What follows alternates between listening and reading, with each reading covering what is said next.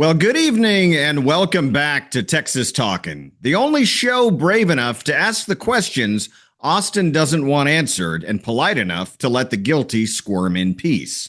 I'm your host, Shiloh Platts, using a microphone as a proverbial pistol and taking no prisoners. Let's get something straight, folks. In Texas politics, there are two kinds of politicians. The first kind sends out emails and strongly worded letters. The second kind sends a message. Tonight, we're talking about the second kind. Now, you've probably noticed something strange happening in Austin lately. Every time a grassroots conservative gets traction, the political establishment reacts the same way a raccoon reacts to headlights: frozen, confused, and desperately hoping no one notices the mess they made in the road. That's not an accident, because Texas has a problem. And no, it's not Republicans being too conservative. It's career politicians being too comfortable with closed-door deals, too comfortable with excuses, too comfortable pretending that this is just how Austin works. But every once in a while, someone shows up who doesn't care how Austin works, only how Texas works. That brings us to tonight's guest. State Representative Brent Money is one of those rare legislators who didn't go to Austin to be adored by Karl Rove, invited to country club parties, or quoted approvingly by lobbyists who smell like a PAC check and regret. He went there to do something far more dangerous: keep his word. And let me tell you, nothing terrifies the system in Texas more than a Republican who actually means what he says. Brent Money represents the kind of conservative voter Austin pretends doesn't exist anymore. Pro-family, pro-taxpayer, pro-border security, and aggressively anti-nonsense. Radical stuff if you're a staff writer for the Texas Tribune. You won't see Brent Money ducking tough votes or hiding behind procedural loopholes. He doesn't need a translator to explain where he stands. And he doesn't confuse compromise with surrender. A mistake that, unfortunately, has become a full-time hobby for some people in the legislature. So here's the truth consultants don't want you to hear. Texans aren't angry because government isn't big enough. Many are angry because it's often dishonest, bloated, and allergic to accountability. And when someone like Brent Money shows up and starts poking that machine with a sharp stick, suddenly he's controversial. Translation: he's effective. So tonight, instead of another interview full of safe, boring talking points and carefully rehearsed nonsense, we're going to have a real conversation, a conversation about Texas and our future. Now, if you like politicians who punch their own voters in the face and call it leadership, this may not be your episode. But if you believe Texas should be run by Texans, not consultants, lobbyists, or cowards, then you're probably exactly where you're supposed to be. Strap in, because with Brent Money, we're not dialing it back, ladies and gentlemen, we're getting dialed in.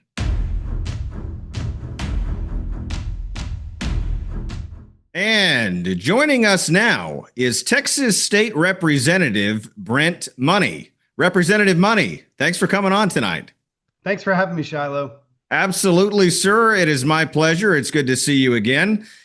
You, fortunately, do not have a primary opponent up in House District 2 in this election. Incidentally, our nominee down here in House District 21 is unopposed as well. There are, though, a number of Republican ballot propositions that, regardless of what House district a Republican is in, they're going to see these on the upcoming primary election, which, of course, early voting begins February 17th, with Election Day being March 3rd.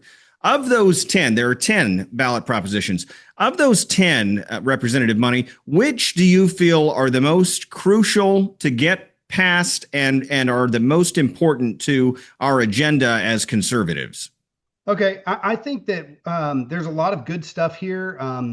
There's stuff about property taxes. That's everybody's top kind of priority in every poll, and I think the governor's plan there is fantastic, and that's gonna address those things. There's vaccination. There's life begins at fertilization, which I'm surprised our public schools don't already teach. I mean, that's basic biology. Whether no matter what your your religious beliefs are. But I think that the one that where we really need the most help from the grassroots pushing is Proposition 8.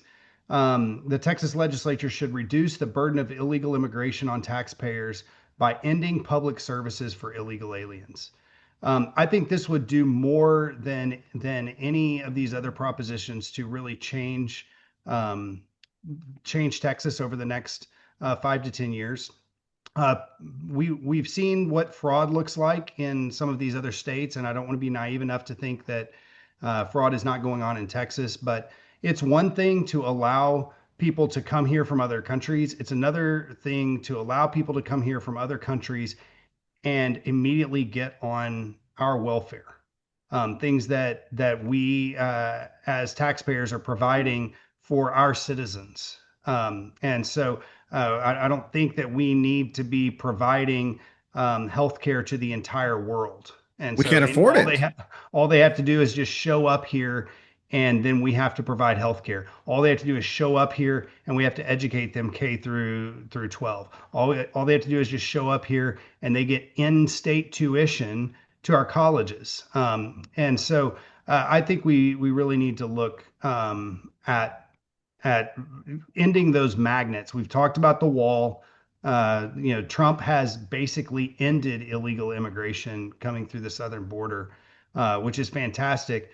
But if we want that to continue beyond a Trump presidency, beyond a Republican administration, the things we can do here in Texas is to stop the things that are drawing people to come here in the first place.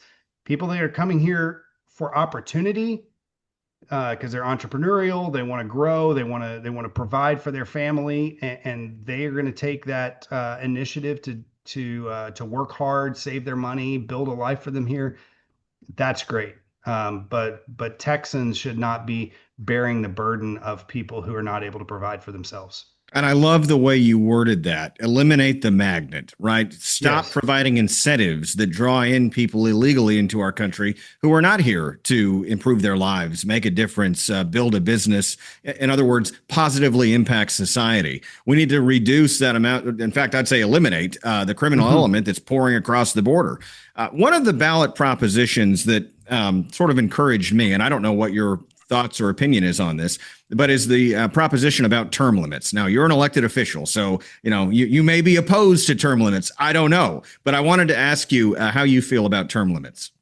I think that this is a very important topic at every level of government, but I think it varies depending on where you're looking.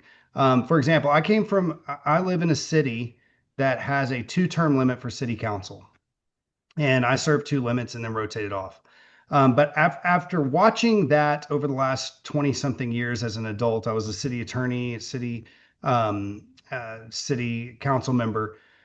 What I've seen is there's such a turnover there.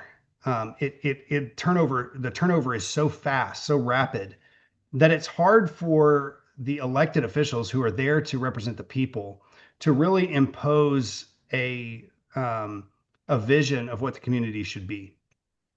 It takes 2 or 3 years to even figure out kind of what you're doing and what the budgeting process is and how to move things. You're getting, in our case, usually 1 or 2 new people each year. And about the time you figure it out, you're on your way out. And what that leads to is the people who are entrenched are the bureaucrats. The city managers, Unelected people. directors, the unelected people, and they end up driving the vision because they're the experts. They're the ones that come in and say, "Here's what we need to do," and they keep moving it. Now, if you hire good people, that can work out well. But there's really a lack of continuity of vision within a community because the term limits are so short. Now you look at it on the other end, and I think that there are problems when you have people who have been in positions too long, and especially in positions that are really hard to beat incumbents. And Yes. so when you look at city council, it's pretty easy to beat an incumbent. I beat an incumbent when I ran, and I did it. I think I spent less than $10,000. In fact, I spent less than $5,000. She spent about 10. The incumbent did. And I just knocked more doors than her and talked to more people. You can win that way. Um, Even in a state house race, we saw this last session. You can beat an incumbent, Yes, you even an can. incumbent You that's been did. there for a while. If you work hard, if you have a good message, and you get out there and work, you can beat an incumbent. Um, Now, Congress, it becomes very hard to beat. Governor is impossible, apparently. Lieutenant governor, impossible. And part of that is because of just the popularity Name, of ID, Abbott money. and the popularity, the money, all that kind of stuff. And so you look and say, well, there may come a time that we need to have term limit talks, but I do want to keep, be mindful of, we don't want the bureaucrats running the place. No, we do The not. people who are elected are the people who are most accountable to the people. And yes, we want them to be more accountable than they currently are. But I think that there's value in having elected officials who have been there long enough to know what's going on. There were a lot of great things, kind of shifting gears here to this past legislative session. There were a lot of great things that came out of it. One of my favorite pieces of legislation that passed, and it passed not just with overwhelming Republican support, but in a moment of rarity, unanimous Republican support. And that is the law requiring Texas public schools to display the Ten Commandments. What I loved about it is that you saw across the entire state sort of this involvement and engagement with grassroots conservatives who stepped up to the plate to get them placed in public schools. I did that along with several other people down here in Southeast Texas, led an effort to secure donations to get the Ten Commandments put up in public schools. Well, that law, of course, is now being challenged in the courts. And as I understand it, the Texas Attorney General's office is going to be in the circuit court defending it later this month. So, number one, what are your thoughts on that legislation? And two, how do you think it will pan out in the courts? Ultimately, will it get to the Supreme Court? What do you think happens? First of all, I think it's a great piece of legislation. All of our laws. Let me back up a little bit, because I hear a lot of people all the time talking about you can't legislate morality. Morality is People the do it only all the thing that you time. can legislate. Yep, people do it all the time. Every law that we passed has an element of, is this right or wrong? Is this better or is this worse? They're value judgments. Even things that you think are innocuous, like, well, how much time should there be after a person is served with a lawsuit before they have to respond? Well, there's a value judgment there. Sure. That, okay, well, we want to give people enough notice, enough time to figure things out. We also don't want the plaintiff sitting there waiting for weeks and months and not hearing a response and not knowing what's going on. Everything is a standard of morality, and the only question is whose standard. That's right. By what standard are we going to judge right and wrong? Because the government's job is to establish laws that are uniformly adhered to by the public, and then to enforce those laws. So when you come down to, somebody's laws are going to be imposed. America was founded on Christian law. Amen. There's really no debate about that. There's no serious debate. Anyone that says otherwise is extremely extremely ignorant, or just completely dishonest, or both. And so I think that it's important for us to continually remind our citizens that the basis of our belief system is the Ten Commandments, and not just the second tablet commandments about how we're supposed to treat each other, although every child should know those things, right? Honor your father and mother, don't lie, don't steal, don't commit adultery, no coveting, don't kill someone. Those are good. But also, you shall have no other God before me. That's important.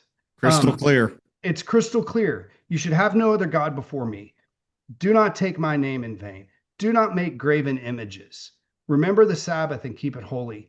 These are things that our children need to be taught, and they need to learn. And hopefully they're learning it at home. Hopefully they're learning it at church. And so I think that the law is a good law. Anyone that says it's unconstitutional, take a trip around the Capitol, the not just the Texas Capitol, the U.S. Capitol, the Supreme Court, there are dozens of depictions of the Ten Commandments, and because our founders wanted everyone to remember that that's the basis of our law, it should be upheld. I would not have had a problem having the Ten Commandments put there with taxpayer dollars I wouldn't in either. every classroom.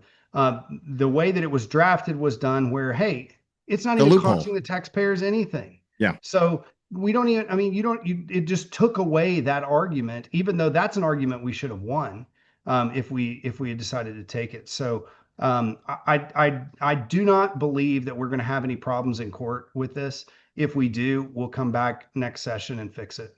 And it's a remarkably different looking Supreme Court today than it was decades ago, when I think some very bad decisions were made. So hopefully it doesn't make it to the Supreme Court. I hope it gets upheld in the lower courts. But if it does, I'm really confident this Supreme Court will make the right decision. Can I say one more thing? Yeah. I think it's important. People say, hey, First Amendment, freedom of religion, separation of church and state, right? Separation of church and state is not in the Constitution. Nowhere anywhere. in the Constitution. But what the Constitution says, what the First Amendment says, is Congress shall make no law. So the First Amendment only restricts who? Congress, not state not legislatures. The state of Texas. That's right. Not the state of Texas. Congress shall make no law. Later on, 150 years later, a Supreme Court comes along and says, hey, wait a minute, we think that based on the 14th Amendment, now that First Amendment applies to the states. But that was not the original intent. And second, it doesn't, at some point, the court started saying that the government is not allowed to endorse religion. It does not say endorse religion. It says establish religion. In other words, force somebody to be of a certain faith, and no one's doing that. Yeah, or say that Texas is Southern Baptist. Right. Okay. Now, even at the time that the First Amendment was created, there were a number of states that had an established religion. So if you go back to what is it? It's Congress. I didn't know that. That's fascinating. Yes. No. I think that 9 of the 13 colonies at the time of the ratification had an established church, or in order to hold office, you had to be of a certain religion. All of them except one, I think, required to take an oath to a Trinitarian God and to Jesus Christ as I mean, there's I'll send you the information later. I'm not remembering it off the top of my head, but several states had established religions. Connecticut, in fact, Connecticut used taxpayer dollars in support of their state church.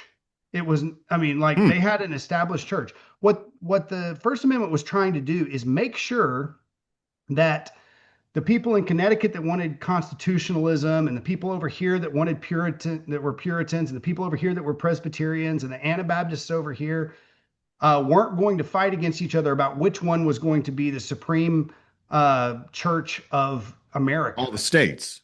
Right. And it was going to allow each state to handle religion on its own.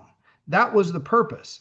And so back then, if New York had decided we're going to be Presbyterian, and that is going to be an established state-sponsored, taxpayer-funded church in New York, it was completely and totally illegal. Learned something new today. Absolutely. I did not know that. So to say now, 250 years later, almost 250 years later, that we're not allowed to just put up the 10 Commandments in the classrooms of our schools is preposterous. So the next subject, the one that I want to end with tonight, kind of dovetails really well into what we were just talking about in a way. We just discussed what I believe is a net positive, and I know you do as well, which is the 10 Commandments in public schools. I want to talk now about a growing concern that I hear among so many voters and people across the entire state of Texas, really. And that is this rising prevalence of radical Islam in Texas and Sharia law, these enclaves that we've all heard about, including Epic City, that I know they've now rebranded into something else. How do we fight back and push back against radical Islam and its presence in the state of Texas? I think number one, and I'm not saying this to be trite or flippant, but this is a spiritual battle. Yes, sir. and we need to be praying through it. Um, and historically, battles between Christians and Muslim has become a shooting battle at some point. And I hope we don't get to that point here. Me too. It is a spiritual battle.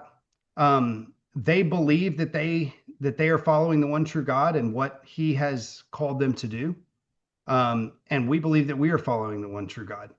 And I don't mean to make a moral equivalence there. We're right. Um, I we don't have any have doubt about it. we have a book that was written over thousands of years by over 40 authors that is completely coherent, cohesive, and is has withstood 2,000 years of scrutiny. It is the true, right, authoritative Word of God, and it says even if an angel comes after and preaches a gospel different than this, let them be accursed. Okay. Then you have 600 years later, Muhammad, one man over 20 years, writes the Quran from a revelation or series of revelations that he received, and there's lots of internal contradictions. Even though it says, "Hey, test me against the Bible." The Bible is true and authoritative and preserved. Test me against that. Anybody that knows their Bible will know what I'm telling you is the truth. Well, you look at it, it's not. It is it denies the deity of Jesus Christ.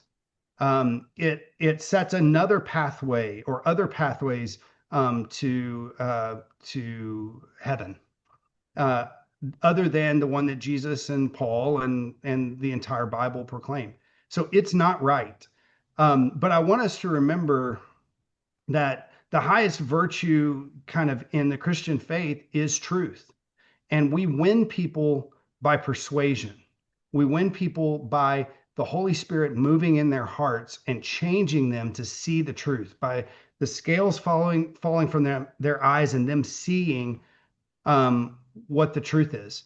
And so I've really tried to spend as much time praying for the Muslims in Texas to see the truth, um, even the radical ones. And yes, I wish that Obama and Biden had not let as many Muslims in all at once, that they had vetted the ones that were coming to make sure that they didn't have ill intent. I wish all of those things are true, but they're here and Mhm. they came right to the buckle of the Bible Belt. And they Yes. may have come with intentions to do us harm, but I'm praying that God would use those intentions for His good and for His glory, and that we would see a revival among the Muslim people of Texas that will ripple throughout the world. That's what I want to happen. And I don't want to lose sight of that by talking about legislative things. But next, as a legislator, we need to ensure that America stays a Christian nation. The people who came here with goodwill, the Muslims that came here with goodwill, came to America because the um, they see the opportunity that's there. They love their families. They want to create a legacy for their families, and they see that it's easier to do that in America than it is to do wherever they came from. Yeah. And so I want them to understand that that doesn't happen because of the geography. That happens because Our of value system. the value system that we have here that is built on centuries of Christian law and values. And so, even if you're going to come here and still practice a Muslim faith, we need to assert that we are going to keep the values that made us a Christian nation here. We're going to keep laws there, and we're not going to allow you to run a parallel legal system alongside where you judge people in your community differently than we judge people in the rest of the state. And so I'm interested. We're studying ways to do this, legally and appropriately, effectively. But ultimately, there are people here of goodwill that came here with the right intentions. And there are people of ill will that came here with horrible intentions. It's hard to sift through that sometimes and figure it out. We need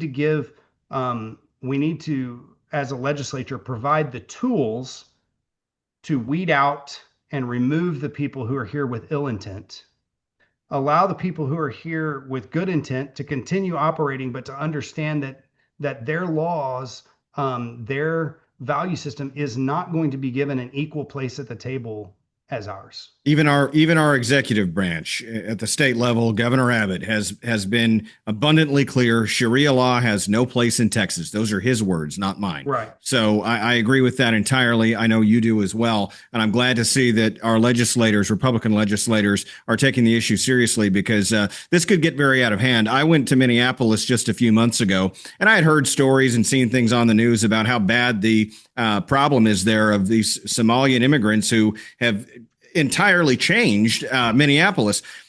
Representative Money, if someone had dropped me into downtown Minneapolis with a blindfold on and I didn't know where I was, took the blindfold off, I'd have thought I was in Somalia. I mean, it's really just something you have to see yourself to understand what kind of a problem and now we're seeing it on in the national news with these daycare scams. But, I agree with you. I'm all for immigrants who are coming here for the right reasons, but there's a criminal element, and there's an element that wants to impose radical Islam on the rest of our citizens, and we have to push back against that.